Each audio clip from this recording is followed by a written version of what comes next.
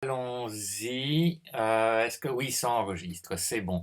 Donc, comme promis, je rattrape par anticipation le cours que je n'assurerai pas le 5 décembre, ou plus exactement, l'une des 2 heures de cours que je n'assurerai pas le 5 décembre. Je trouve que 2 heures sans que vous ayez la possibilité de me poser des questions, ça risquerait d'être un peu lourd.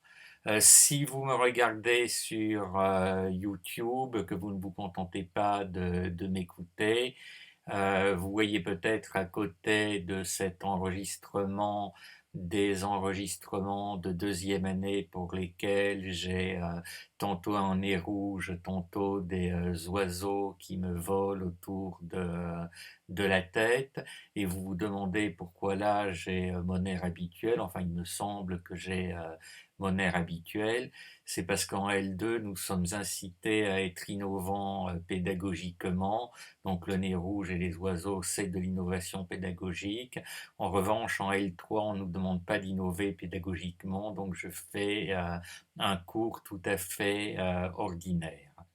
Alors avant d'attaquer le cours, comme je viens de terminer une première lecture de votre devoir, de vos devoirs, devrais-je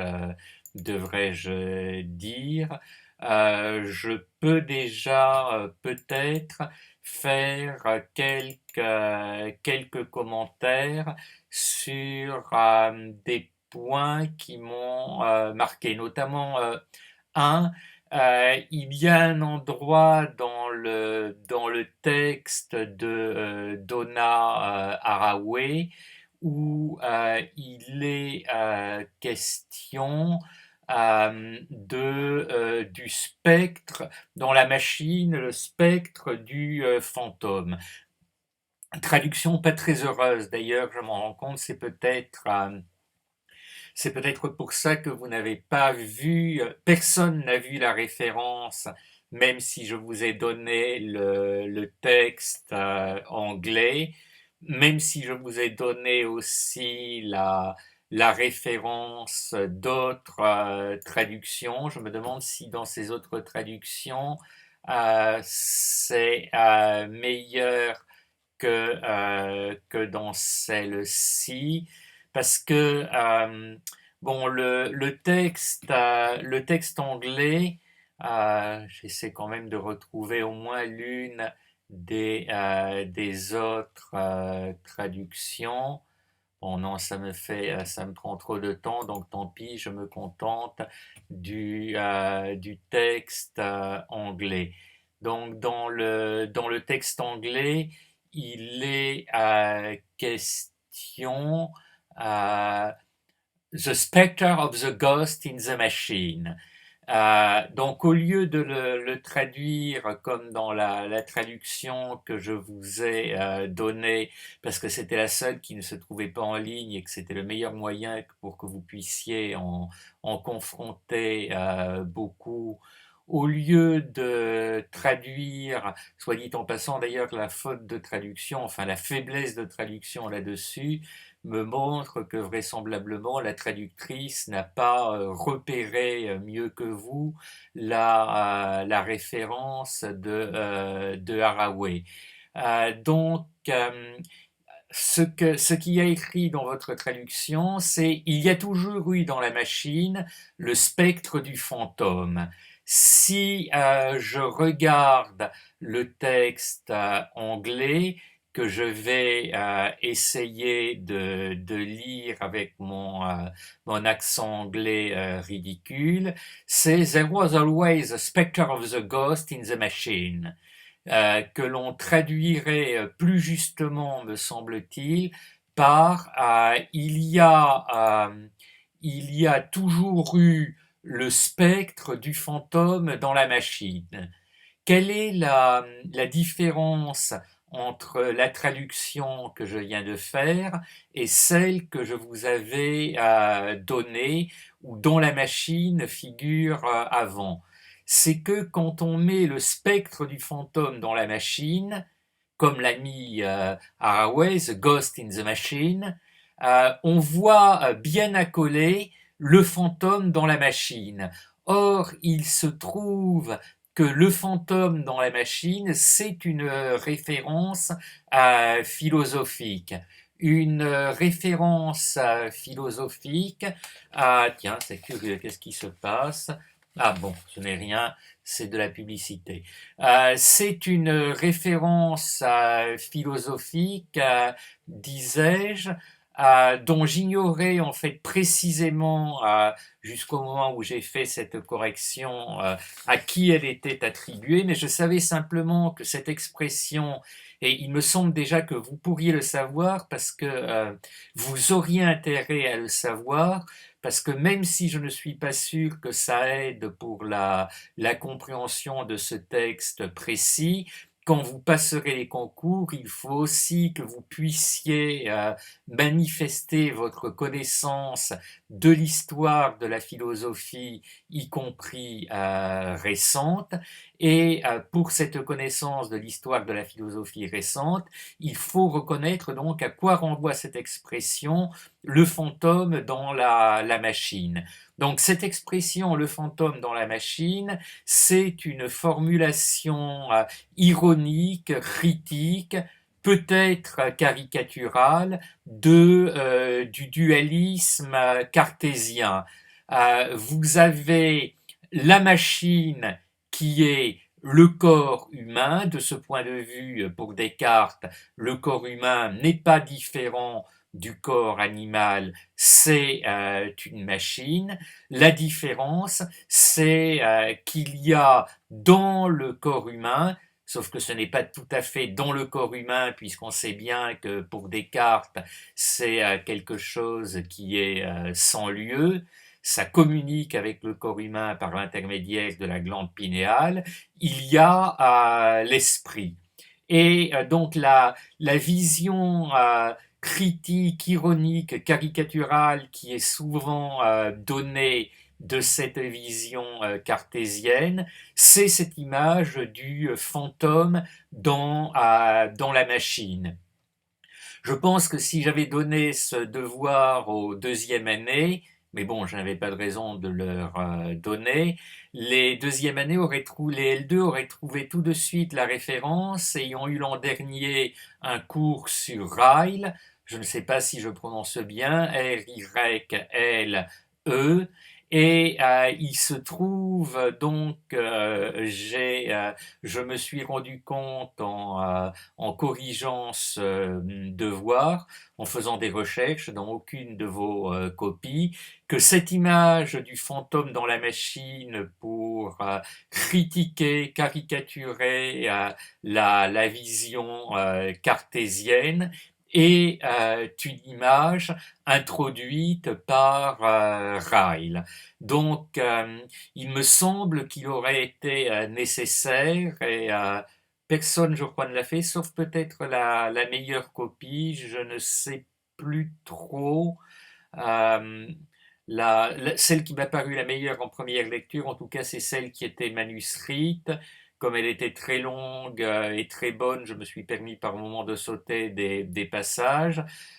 Donc peut-être que dans cette copie, effectivement, a été remarquée la référence à Ryle, mais dans ce cas, c'est la seule. Et il me semble qu'il est important donc de remarquer que cette image du fantôme dans la machine est une image qui vient de Ryle. Il me semble que les positions de Ryle que je connais mal ne sont pas vraiment celles de Haraway.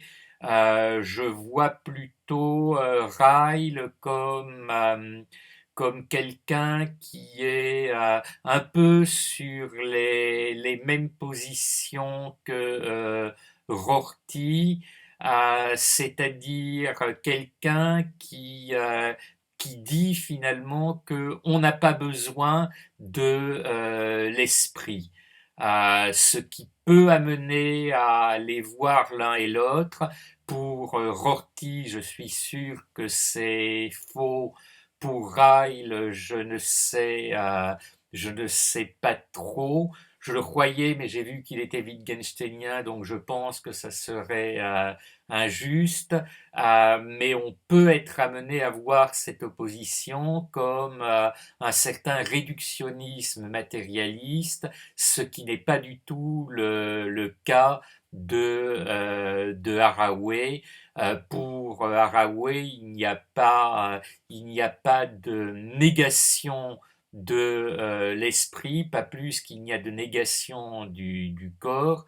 La position d'Haraway, c'est plutôt une position, et ça quelques-uns d'entre vous l'ont bien compris, qui est assez proche de la conception de Whitehead, position de critique des conceptions, j'allais dire dualistes, mais Whitehead dit, j'aurai peut-être l'occasion d'y revenir, que sa conception peut être vue comme un exemple de la révolte contre le dualisme, mais peut être vue aussi comme une conception dualiste.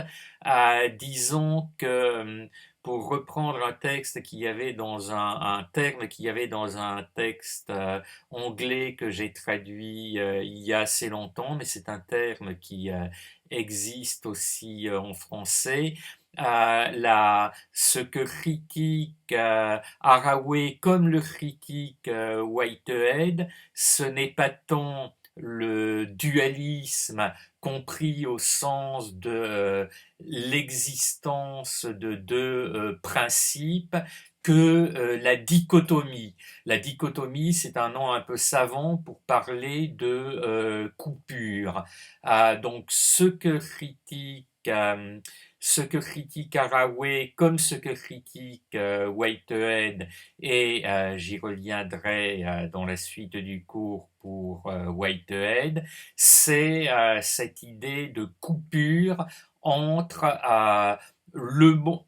C'est très mal dit parce qu'il n'y a pas pour Whitehead, pas plus que pour Haraway, le monde matériel, le monde de l'esprit. L'idée de l'une comme de l'autre, me semble-t-il, est plutôt que les entités qui peuplent notre monde sont indissociablement matérielles et spirituelles. Donc il ne s'agit pas de nier ni la matière ni l'esprit. On les nie en tant que substance, mais on ne nie pas qu'il y ait on pourrait peut-être faire un rapprochement avec Leibniz, on ne dit pas qu'il y ait des aspects matériels et des aspects idéels, des aspects spirituels. Ce que critiquent Whitehead et Haraway, c'est l'idée de la coupure entre les deux. C'est l'idée de phénomènes qui pourraient être rangés comme étant entièrement et uniquement matériels d'un côté, entièrement idéal, entièrement spirituel de l'autre. Whitehead dit qu'aux oppositions traditionnelles, matérielles, idéales, spirituelles, il préfère le terme de contraste. Parler de contraste, c'est bien indiquer que il y a bien le blanc et le noir, mais le blanc et le noir, ce sont deux positions extrêmes. Il n'y a jamais de noir entièrement noir, il n'y a jamais de blanc entièrement blanc, même s'ils peuvent théoriquement se concevoir. On est toujours dans un entre-deux, dans une réalité plus ou moins contrastée, avec des multitudes de nuances. Bon, on pourrait peut-être rajouter, plus contre Whitehead que contre Haraway, que il n'y a pas que le blanc et le noir, il y a aussi toutes les couleurs, c'est-à-dire que les contrastes ne sont pas à introduire dans une donnée simplement binaire, mais bien plus multiforme. Et après tout, non, je dis contre Whitehead plus que contre Haraway, mais c'est idiot parce que la diversité, la profusion du monde, c'est aussi quelque chose à quoi est profondément sensible à Whitehead, et on ne peut pas réduire la pensée de Whitehead à une pensée binaire, serait-elle contrastée. Bon, peut-être encore quelques commentaires pendant que j'y pense sur les devoirs.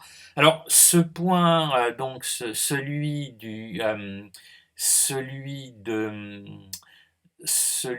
de, du fantôme dans la machine, c'est vraiment le seul qui me semble avoir été manqué dans toutes les copies, avec peut-être une exception. Il y a d'autres défauts que j'ai relevés dans beaucoup de copies, mais pas dans toutes. Alors, il y en a deux. Bon, je n'arrive pas à retrouver celui que je voulais prendre. Si, ça y est, je retrouve celui que je voulais prendre en premier. C'est quand Donna Haraway, pardon, écrit à la fin du premier paragraphe, dans ces conditions, l'enseignement du créationnisme chrétien moderne mérite d'être combattu comme une forme de maltraitance enfant. Plusieurs personnes, beaucoup même, ont, euh, ont compris ou ont semblé comprendre que Whitehead condamnait là tout enseignement religieux chrétien, et ont lu quelque chose comme: dans ces conditions, l'enseignement du christianisme mérite d'être combattu comme une forme de maltraitance à enfants. J'ai peut-être dit Whitehead, bien sûr, si je l'ai dit, vous aurez corrigé de vous-même. C'est toujours de Haraway qu'il s'agit. Le propos ni de Whitehead éventuellement ni de Haraway, mais de combattre l'enseignement du christianisme. Euh, c'est clair, il me semble que j'ai insisté sur le fait que Whitehead avait une conception de Dieu, mais pour Haraway, bon, il faudrait plus lire par ailleurs. Je n'ai pas l'impression que Haraway soit particulièrement croyante, même s'il me semble, ça prendrait un peu trop de temps, j'essaie quand même de vérifier. C'est l'avantage de faire mon cours devant un ordinateur. Je crois bien qu'elle a enseigné dans une université religieuse. Il faudrait que je vérifie. Ce n'est pas suffisamment développé dans la version française. Voyons voir. Où où est-elle? Euh, oui, elle a en tout cas un arrière-plan de catholique irlandais très fort. Enfin, sa mère, elle-même a étudié dans une école religieuse, mais souvent les gens qui ont étudié dans une école religieuse peuvent, quand ils ont rompu avec la religion, donner les pires dires anti-cléricaux, mais non, là c'est quelque chose de nettement plus clair. Ces études, alors certes, ce n'est pas quand elle a enseigné, c'est au moment de ses études, mais c'est des études universitaires à un moment où on est déjà quand même relativement autonome, où l'on peut choisir où on va. J'essaie de retrouver parce que j'avais bien l'impression quand même qu'elle avait même un peu enseigné dans un établissement religieux, mais je ne le retrouve pas. Ah oui, non, quand même, c'est assez tardivement, c'est-à-dire après ses études de premier cycle, after college, mais le collège anglais, c'est en fait l'équivalent de la licence actuelle, en gros. Haraway va à Paris et étudie la philosophie de l'évolution et la théologie à la Fondation Teilhard de Chardin. Donc il y a effectivement Teilhard de Chardin, c'est un religieux, je ne me souviens plus s'il est dominicain ou jésuite. Il a il a des conceptions qui ont paru un peu surprenantes à l'Église de son temps. Jésuite, c'est ça, c'est un jésuite, mais il est quand même, donc malgré son interprétation spirituelle est une démarche personnelle toujours discutée chez les théologiens catholiques. Donc discuter, il faut comprendre à la fois qu'on y accorde de l'intérêt, mais qu'on n'est pas d'accord là-dessus. D'ailleurs, en regardant tout en vous parlant Wikipédia, je vois la condamnation, la réévaluation et postérité.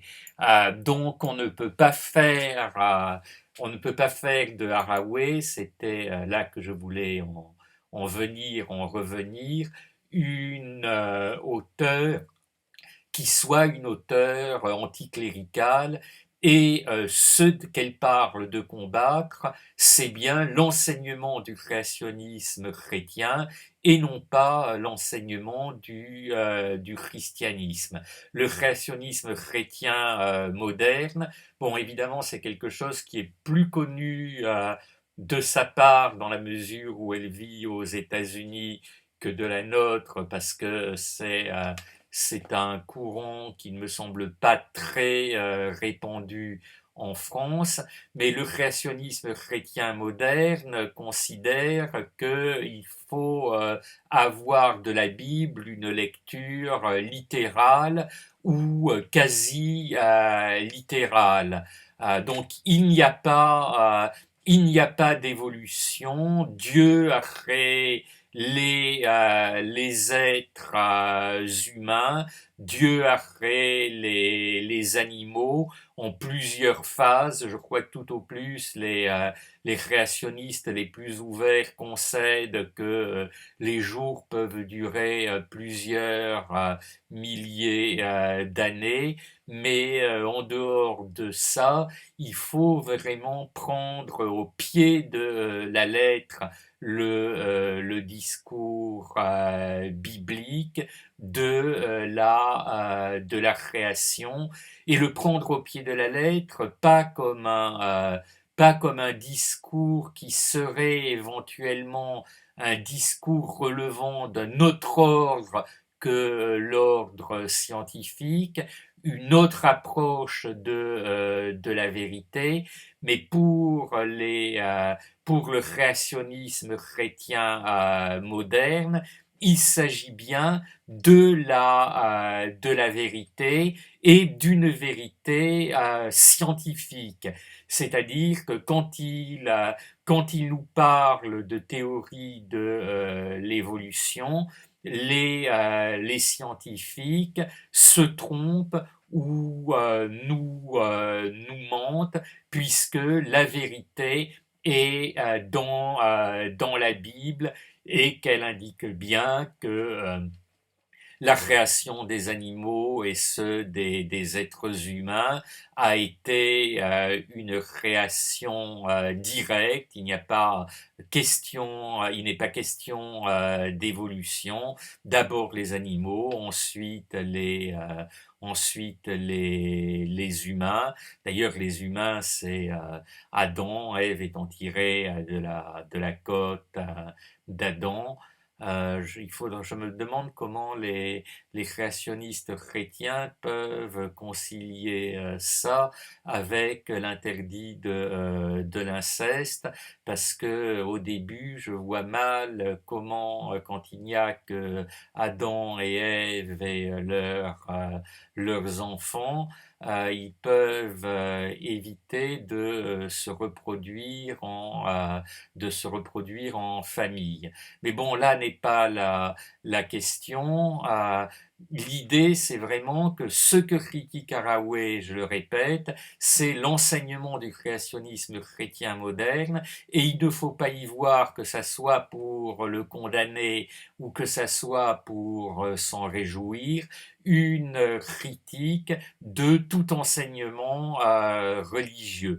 En revanche, c'est une critique effectivement de la confusion entre enseignement religieux et enseignement scientifique.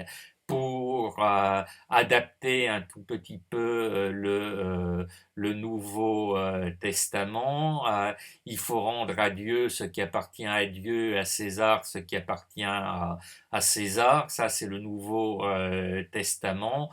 On pourrait dire tout autant qu'il faut rendre à Dieu ce qui appartient à Dieu et à Darwin ce qui appartient à Darwin.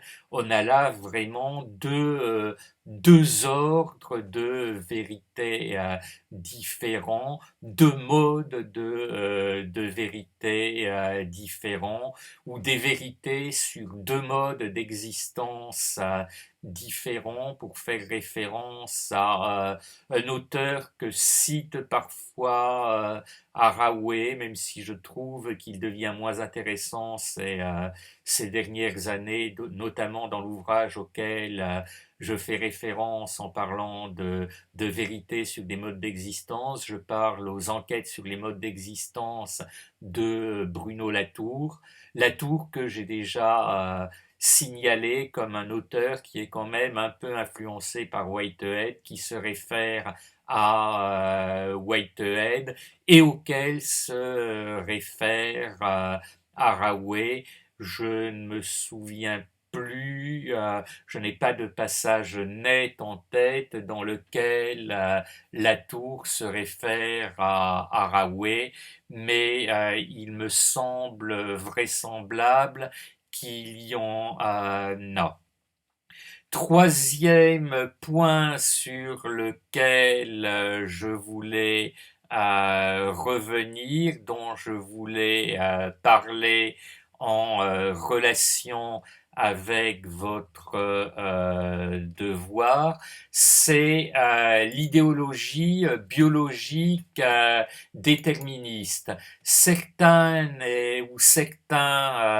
d'entre vous ont fait la confusion ou cru, je ne sais pas trop, je ne sais plus trop, que Haraway faisait la confusion entre idéologie biologique déterministe et simplement la théorie scientifique de l'évolution, de la génétique.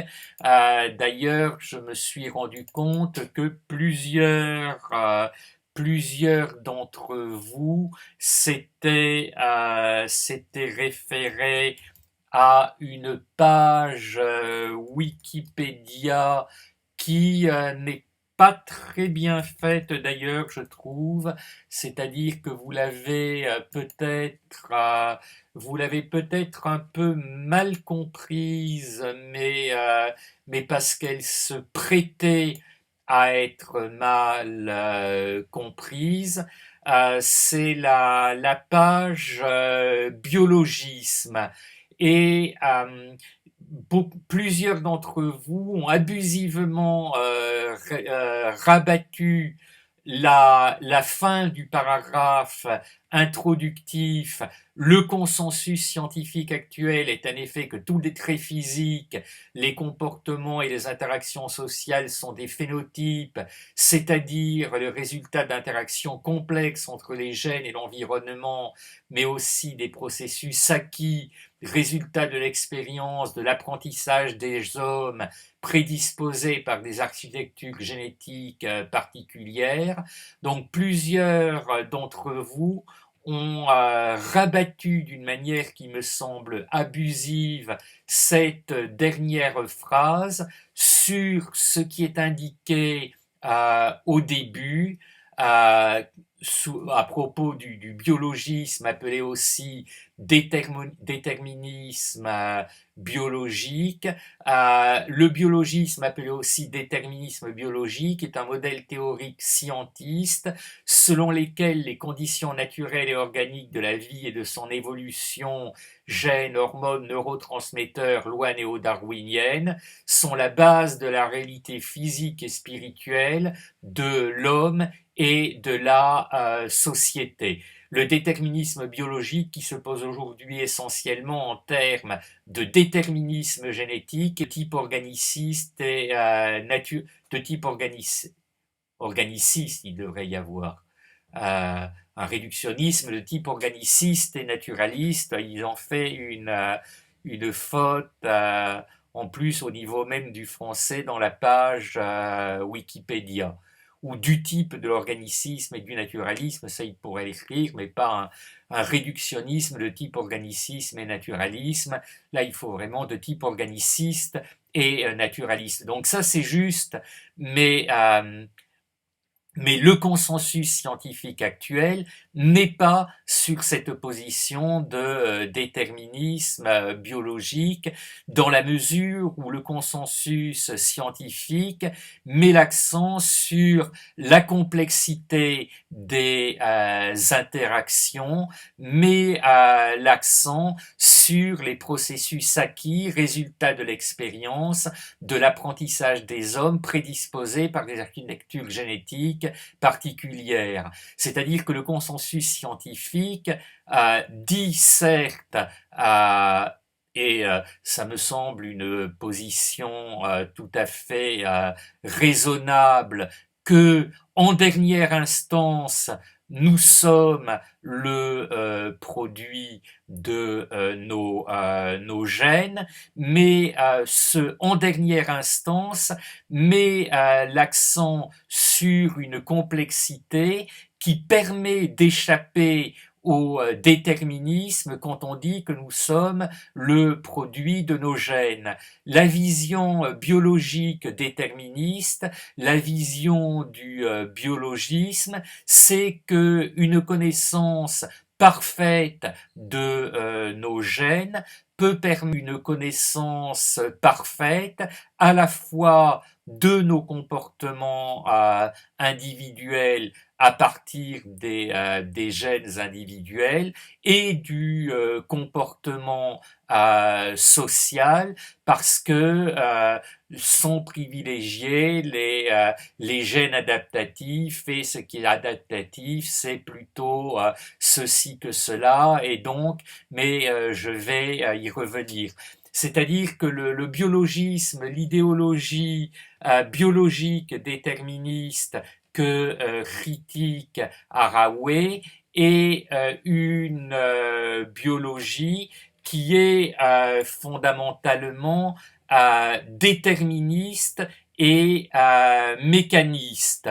Or, là, le consensus scientifique actuel ne se fait pas sur cette opposition déterministe, sur cette position déterministe. Cette position strictement déterministe n'est pas scientifique, elle est idéologique, même si il faudrait critiquer aussi l'idée de faire d'ailleurs c'est ce que fait Haraway, et il me semble ce que peut permettre de faire Whitehead, il faudrait critiquer l'idée de la coupure stricte entre science et idéologie.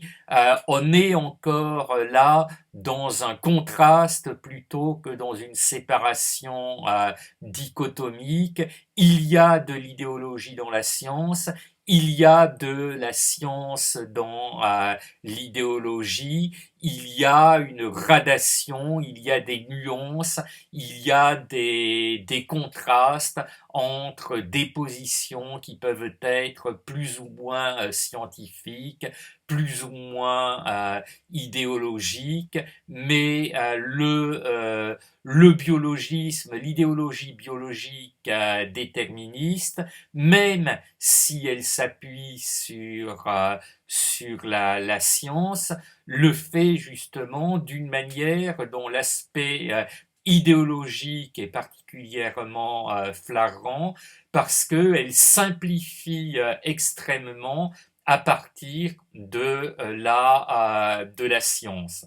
Et parfois, elle se réclame encore de la science, même s'il me semble que sa scientificité est contestée par la plupart des scientifiques sérieux, mais je dis bien la plupart et pas tous. Par exemple, ça je l'ai trouvé quand même dans quelques copies qui ont bien compris ce passage, qui ont bien fait la différence entre l'idéologie biologique déterministe et la science biologique et la théorie de l'évolution.